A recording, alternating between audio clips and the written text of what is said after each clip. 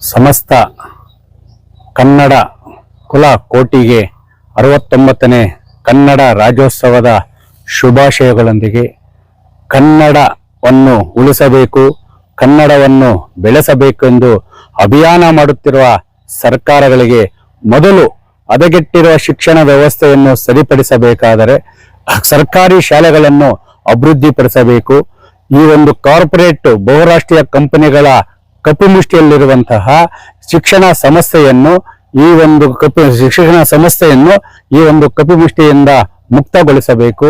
ಅದರಂತೆ ಬಾರಿಸು ಕನ್ನಡ ಡಿಮಡಿಮವ, ಓ ಕರ್ನಾಟಕ ಹೃದಯ ಶಿವ, ಹುಟ್ಟಿದರೆ ಕನ್ನಡ ನಾಡಲ್ಲಿ ಹುಟ್ಟಬೇಕು, ಮೆಟ್ಟಿದರೆ ಕನ್ನಡ ಮಣ್ಣಿನಲ್ಲಿ ಮೆಟ್ಟಬೇಕು ಅಂತೇಳಿ ಇವತ್ತು ನಮ್ಮ ಕುವೆಂಪು ಅವರು ಹೇಳಿದರೆ, ದಾರಾ ಬೇಂದ್ರೆ ಅವರು ಹೇಳಿದರೆ, ಕನ್ನಡದ ಕವಿಗಳು ಏನಿದ್ದಾರೆ ಇವತ್ತು ಕನ್ನಡವನ್ನು ಬೆಳೆಸಿ ಉಳಿಸಬೇಕಾದಂತ ಸರ್ಕಾರಗಳು ಬಹುರಾಷ್ಟ್ರೀಯ ಕಂಪನಿಗಳು ಹೇಗೆ ಹಣ ಇಟ್ಟಿದ್ದಾರೆ ಅಂತ ಹೇಳಿದ್ರೆ ತಪ್ಪಾಗ್ಲಾರ್ದು.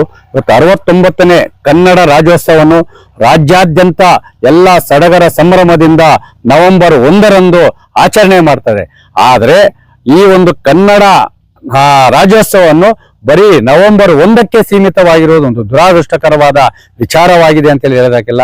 ಇವತ್ತು ರೈತರ ಕೃಷಿ ಜಮೀನನ್ನು ಕೈಗಾರಿಕೆಗಳ ಅಭಿವೃದ್ಧಿಗೆ ಇವತ್ತು ಭೂಸ್ವಾಧೀನ ಮಾಡ್ಕೊಂತ ಇದ್ದಾರೆ. ಆದರೆ ಇವತ್ತು ರೈತ ಮಕ್ಕಳಿಗೆ, ಕನ್ನಡಿಗರಿಗೆ, ಸ್ಥಳೀಯರಿಗೆ ಇವತ್ತು ಸ್ಥಳೀಯ ಕೈಗಾರಿಕೆಗಳಲ್ಲಿ ಉದ್ಯೋಗ ಕೊಡ್ತಾ ಇಲ್ಲ.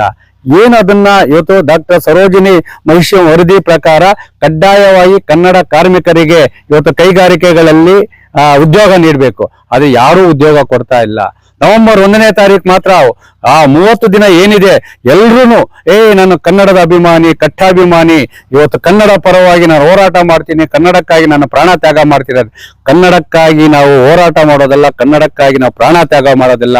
ಇವತ್ತು ಕನ್ನಡವನ್ನು ಉಳಿಸಬೇಕಾದ್ರೆ ಮೊದಲು ನಾವು ತಿದ್ದುಕೊಳ್ಳೋದೇನು ಗೊತ್ತಾ? ಬದುಕು ಆರಿಸಿಕೊಳ್ಳಲು ಬರುತ್ತಿರುವ ಹೊರ ರಾಜ್ಯದ ಇವತ್ತು ಅಧಿಕಾರಿ ವರ್ಗ ಇರ್ಬೋದು, ಕಾರ್ಮಿಕರಿರ್ಬೋದು, ಕಡ್ಡಾಯವಾಗಿ ಕನ್ನಡ ಕಲಿಯುವ ಕಾನೂನನ್ನು ಜಾರಿ ಮಾಡಬೇಕು. ಅದರಂತೆ ಇವತ್ತು ನಗರಗಳಲ್ಲಿ ಪಾನಿಪುರಿ ಮಾಡಕ ಹೊರ ರಾಜ್ಯದವರು ಕಾರ್ಮಿಕರು ಅಲ್ಲಿ ಮಾರಾಟ ಮಾಡ್ತಾ ಇರ್ತಾರೆ. ಅಲ್ಲಿ ಹೋಗ್ಬಿಟ್ಟು ಕನ್ನಡದಲ್ಲಿ ಪಾನಿಪುರಿ ಕೊಡಪ್ಪ ಅಂತ ಯಾರೂ ಕೇಳಲ್ಲ. ಪಾನಿಪುರಿ ಇದ್ದೇರೆ, ಆದ್ರೆ ತಿನ್ನೋ ಒಂದು ಪಾನಿಪುರಿಗೋಸ್ಕರ ನಮ್ಮ ಕನ್ನಡ ಭಾಷೆನೇ ನಾವು ಮರೀತಾ ಇದ್ದೀವಿ. ಅವನ ಭಾಷೆಯಲ್ಲೇ ನಾವು ಅದನ್ನ ತಿಂತೀವಿ ಅಂತ ಹೇಳಿದ್ರೆ ಇನ್ನು ನಾವು ಇಲ್ಲಿ ಕನ್ನಡ ಅಭಿಮಾನ ಇದೆ.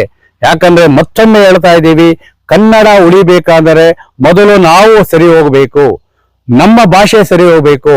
ಯಾಕೆ ನಮ್ಮ ಭಾಷೆ ಸರಿಬೇಕಂತ ಹೇಳಿದ್ರೆ ಇವತ್ತು ಬ್ಯಾಂಕ್ಗಳಲ್ಲಿ ಕೆಲಸ ಮಾಡೋರು ಇರ್ಬೋದು, ಬೇರೆ ಪೋಸ್ಟ್ ಆಫೀಸ್ಗಳಲ್ಲಿ ಕೆಲಸ ಮಾಡೋರು ಇರ್ಬೋದು, ಅವ್ರು ಹೋಗಿ ಕೇಳಿದ್ರೆ ನೀನ್ ಹಿಂದಿಯಲ್ಲಿ ಮಾತಾಡು ಅಂತೇಳಿ. ಯಾಕೆ ಹಿಂದಿಯಲ್ಲಿ ಮಾತಾಡ್ಬೇಕು? ಅವರು ನಮ್ಮ ಕನ್ನಡದ ನೆಲ, ಕನ್ನಡದ ಜಲ, ಕನ್ನಡದ ಗಾಳಿ, ಕನ್ನಡದ ಊಟ, ಕನ್ನಡದ ಒಂದು ದುಡ್ಡು ತಗೊಂಡು ಅವ್ರು ಕನ್ನಡ ಕಲೀಲಿ. ನಾವು ಕಲಿಯೋದಿಲ್ಲ, ನಾವು ಬದುಕರಿಸ್ಕೊಂಡಾಗ ಅಲ್ಲಿ ಹೋಗಿ ಕಲಿತಾ ಇರ್ತೀವಲ್ಲ, ಅದೇ ರೀತಿ ಕನ್ನಡ ಕಲಿಬೇಕು. ನಾವ್ ಹೇಳ್ತಾ ಇರೋದಂದ್ರೆ ಕನ್ನಡ ರಾಜ್ಯೋತ್ಸವ 69ನೇ ಕನ್ನಡ ರಾಜ್ಯೋತ್ಸವ ಬರೀ ನವೆಂಬರ್ 1ಕ್ಕೆ ಸೀಮಿತವಾಗದಂತೆ ಇವತ್ತು ಸ್ಥಳೀಯರ ಉದ್ಯೋಗಕ್ಕಾಗಿ, ಸ್ಥಳೀಯರ ಒಂದು ರೈತ ಮಕ್ಕಳ ಉದ್ಯೋಗಕ್ಕಾಗಿ, ಕನ್ನಡ ಉಳಿವಿಗಾಗಿ ನಾವು ಕರ್ನಾಟಕ ರಾಜ್ಯ ರೈತ ಸಂಘ ಮತ್ತು ಹಸಿರು ಸೇನೆಯಿಂದ ನಿರಂತರವಾಗಿ ನಾವು ಹೋರಾಟ ಮಾಡ್ಕೊಂಡೇ ಬರ್ತಾ ಇದ್ದೀವಿ. ಇವತ್ತು ಗಡಿನಾಡ ಕನ್ನಡ ರಕ್ಷಣಾ ವೇದಿಕೆಯನ್ನು ನಮ್ಮದಿದೆ.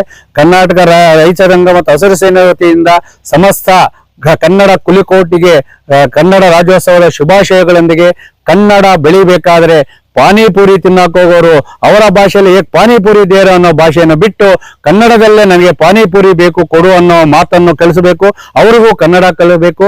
ಉದ್ಯೋಗ ಅರಿಸಿಕೊಂಡು ಬಂದಿರುವಂತವರಿಗೆ ಕಡ್ಡಾಯವಾಗಿ ಅವರಿಗೆ ಕನ್ನಡ ಕಲಿಯುವಂತ ಕಾನೂನು ಜಾರಿಯಾಗಬೇಕು.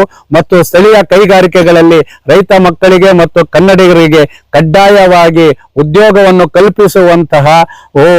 ಕಲ್ಪಿಸುವ ಮೂಲಕ 69ನೇ ಕನ್ನಡ ರಾಜ್ಯೋತ್ಸವವನ್ನು ಆಚರಣೆ ಮಾಡಬೇಕಂತೇಳಿ ಮತ್ತೊಮ್ಮೆ ಸರ್ಕಾರಕ್ಕೆ ಮನವಿಯನ್ನು ಮಾಡ್ತಾ ಇದ್ದೀವಿ. ಕನ್ನಡ ರಾಜ್ಯೋತ್ಸವ 69ನೇ ವರ್ಷದ ಕನ್ನಡ ರಾಜ್ಯೋತ್ಸವವನ್ನು ಖುಷಿಯಾಗಿ ಆಚರಣೆ ಮಾಡಬೇಕಂತೇಳಿ ಮನವಿ ಮಾಡ್ತಿದ್ದೀನಿ.